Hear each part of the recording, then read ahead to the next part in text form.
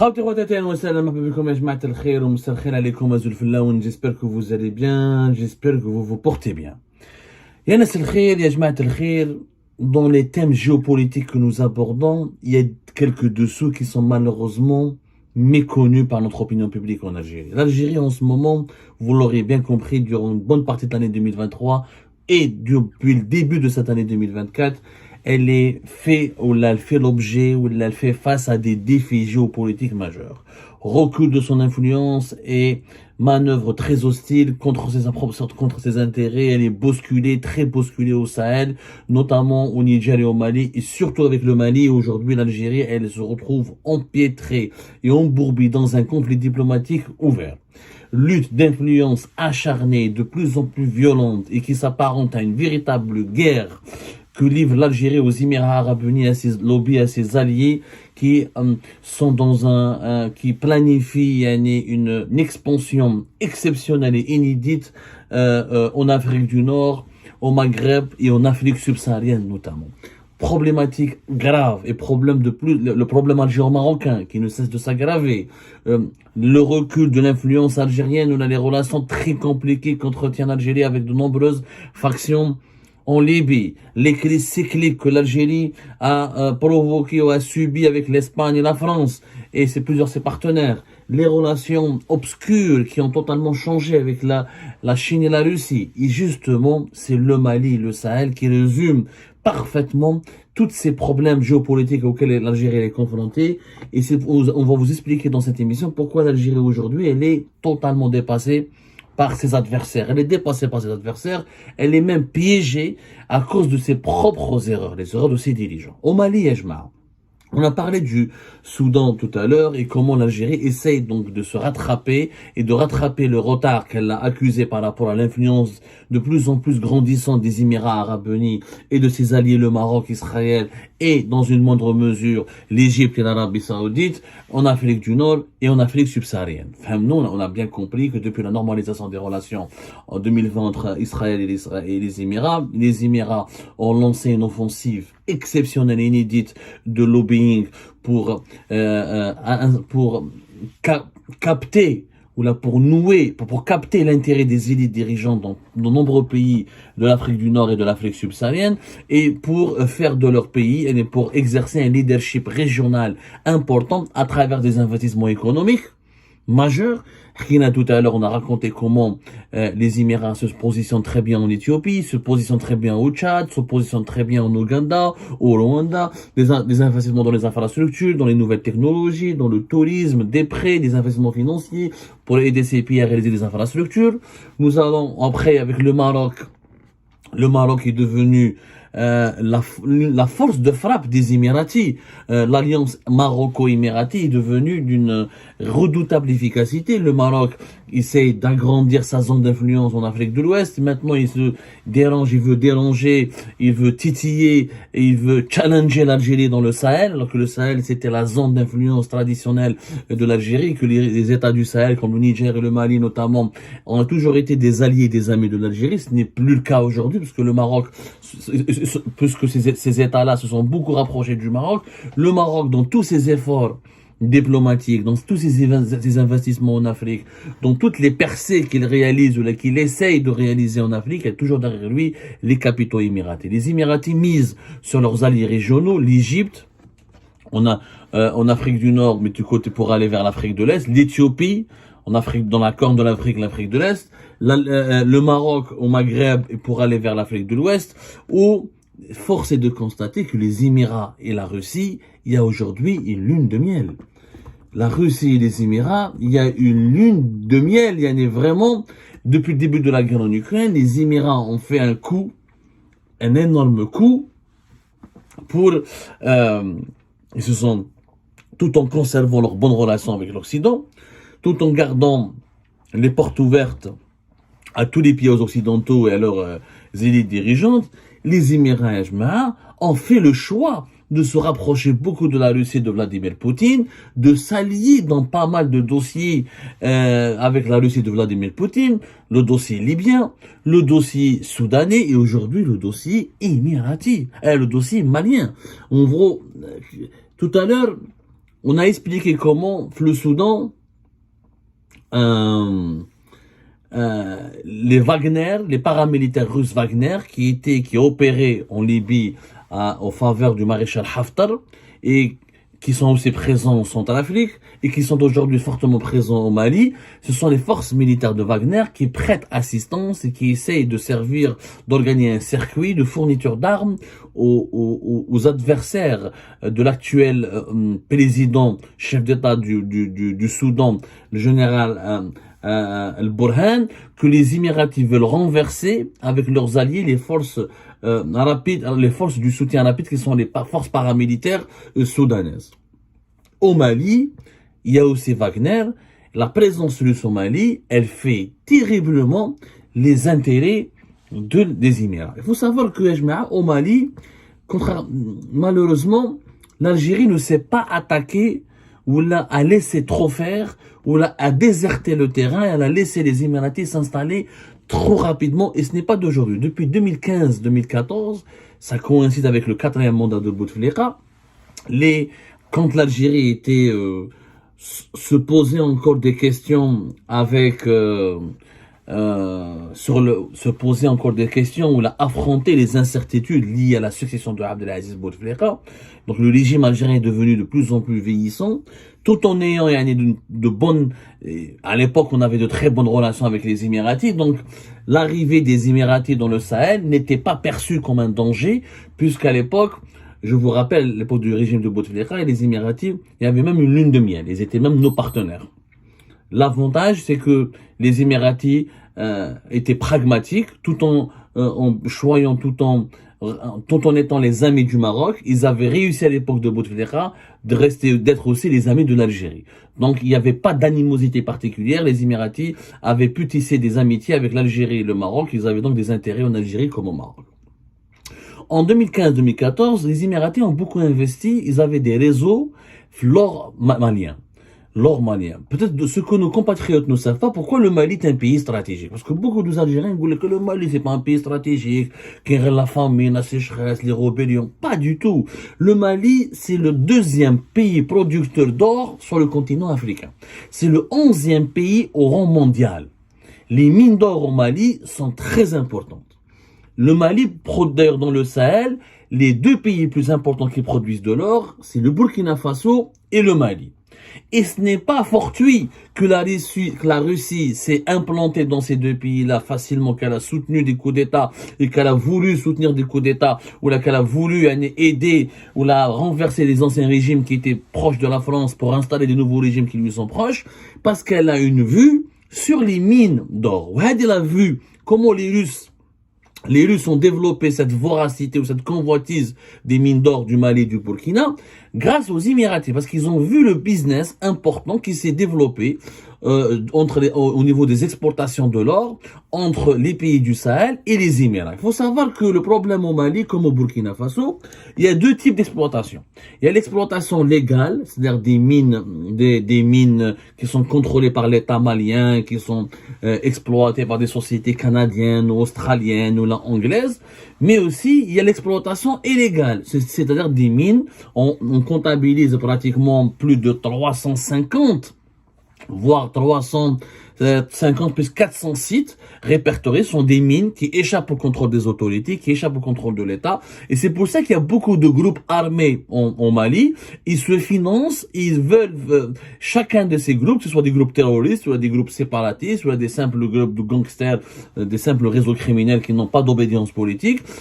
Tous ces groupes-là se disputent le contrôle des mines d'or. Les mines d'or qui échappent au contrôle de l'État, c'est quand même une quinzaine, voire jusqu'à 20 tonnes. Il faut savoir que le Mali a exporté pour plus de 3 milliards, exporte depuis 2021 pour plus de 3 milliards de dollars d'or à l'étranger. Ça, c'est les chiffres qui sont contre minimum 1 milliard et quelques d'or qui échappent totalement au contrôle de l'État. C'est-à-dire c'est des mines qui sont exploitées illégalement. On estime depuis 2016, c'était entre 800 et 900 millions de dollars. Ensuite, ça a dépassé le 1 milliard de dollars.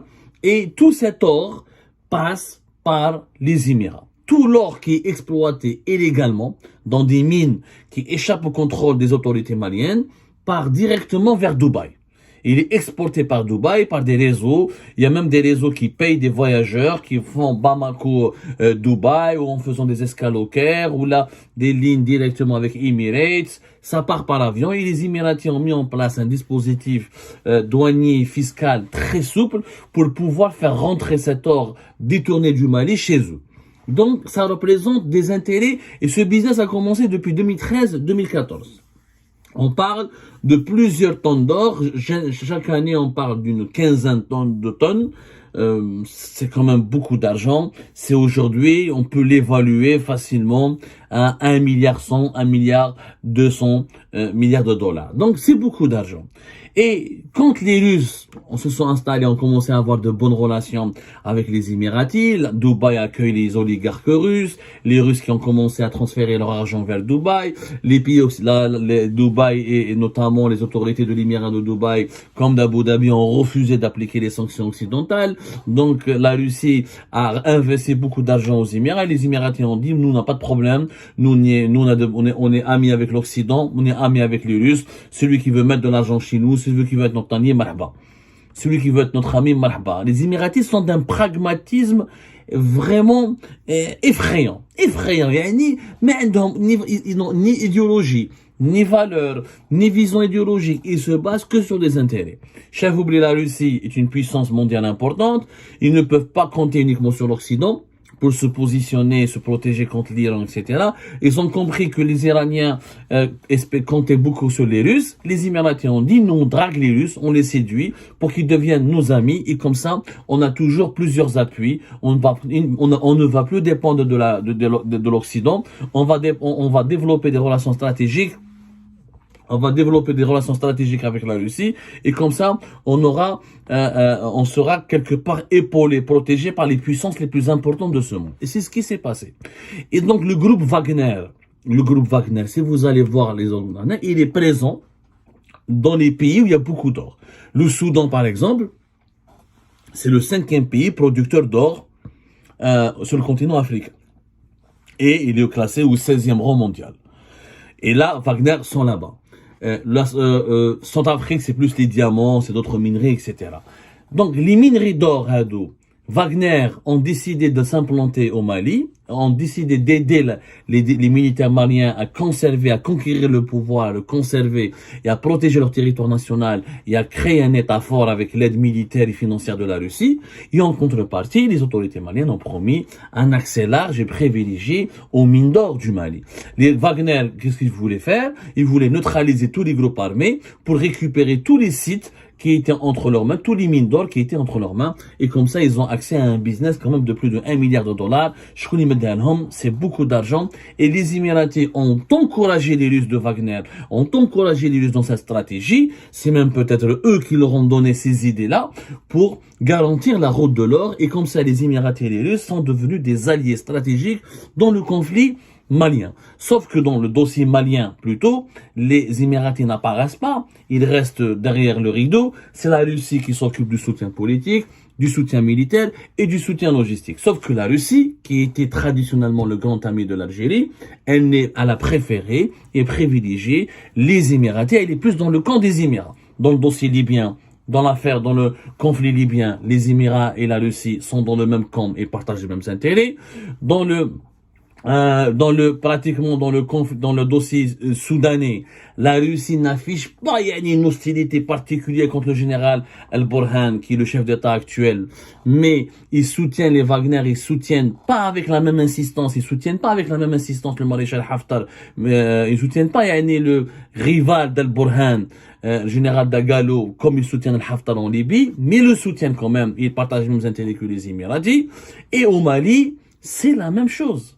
Les Émiratis sont dans les coulisses, dans l'ombre, ils récupèrent l'or, ils achètent de l'or, ils financent, et les Russes, et avec leurs paramilitaires, avec les paramilitaires de Wagner, comme à travers l'État russe lui-même, fournit des armes, forme les Maliens, dirige les Maliens, les incite et les encourage à créer un État fort qui contrôle l'ensemble de son territoire et qui lutte contre tous les groupes armés présents sur son territoire. Et c'est comme ça que la Russie, avec l'appui, avec le partenariat russo-émirati, a réussi quand même à s'imposer au Sahel au détriment de la France. Les Français, dans ce cas-là, beaucoup de leurs analystes, de leurs géopoliticiens, ils pensent que les Émirats roulent aussi pour la France. Je vous les Émiratis, comment ils sont comment la ruse.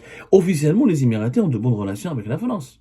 Ils n'ont pas de mauvaises relations avec la France. Les Émiratis ont de bonnes relations avec toutes les puissances. Sauf qu'au Sahel, lorsque la Russie, ils n'ont pas hésité à appuyer l'influence russe au Sahel au détriment de l'influence française. Parce qu'ils ont bien compris que l'influence française a été déclinante et que la France était de plus en plus détestée dans le Sahel, alors que la Russie pourrait donc la remplacer plus aisément et qu'elle pourrait donc devenir un pays, elle pourrait donc devenir le nouveau gendarme du Sahel, et donc les Émiratis ont misé sur les Russes. Le problème pour l'Algérie, c'est que les Russes ne sont plus dans le camp, ne sont plus nos amis.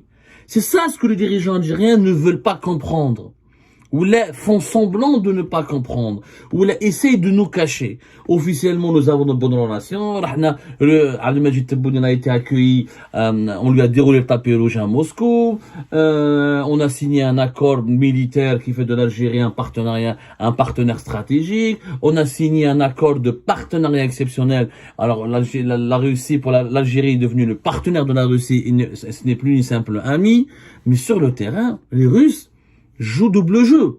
Les Russes ne privilégient uniquement leurs intérêts.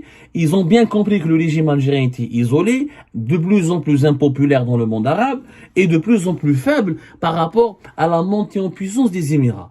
L'Algérie n'a pas l'argent des Émirats. Clairement, les fonds d'investissement, entre les fonds d'investissement d'Abu Dhabi et de Dubaï à eux deux, dépassent les 1000 milliards de dollars. Donc les Russes on fait un choix qui est clairement pragmatique. Je préfère travailler avec le riche. L'Algérie est un pays qui a même pas 100 milliards de dollars de réserve de change. C'est un pays compliqué, avec un problème de légitimité politique, avec un problème de modèle économique. Et puis l'Algérie, elle a plein de conflits.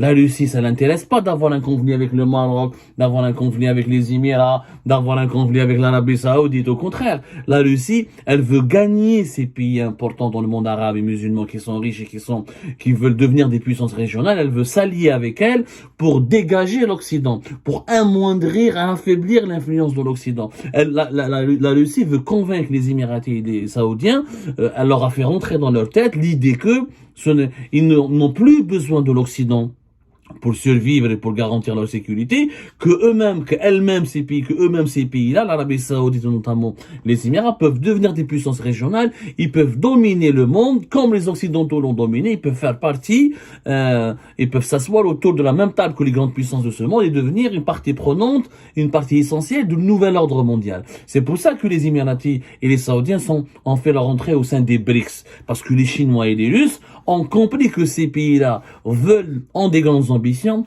ont les moyens de leurs ambitions, ils ont de l'argent, et qu'ils veulent s'émanciper petit à petit de l'Occident. Ils veulent aller vers un autre monde dans lequel ils ne veulent pas être des simples pions, mais ils veulent être des pièces maîtresses sur l'échiquier géopolitique mondial. Donc, au Mali, c'est le trafic d'or qui a commencé depuis 2014 et 2015, et l'Algérie n'a jamais à fermer les yeux, ou la Balak, elle a essayé d'en profiter en se tenant des groupes armés qui lui sont fidèles, mais ça n'a pas marché.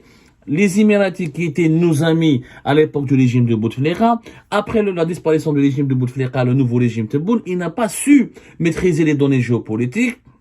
Il s'est mis à dos les Émiratis pratiquement de façon gratuite, juste parce que les Émiratis soutiennent trop le Maroc au détriment de l'Algérie, et ils n'ont pas essayé de se réconcilier avec les Émiratis, même s'ils ont essayé peut-être au début de l'année 2020, mais ça n'a pas marché. Et les Russes, qui ont remplacé la France de façon brutale, mais de façon rapide et accélérée, les Russes qui ont déjà conclu une grande amitié avec les Émiratis, l'Algérie se retrouve hors jeu. Elle s'est retrouvée hors jeu.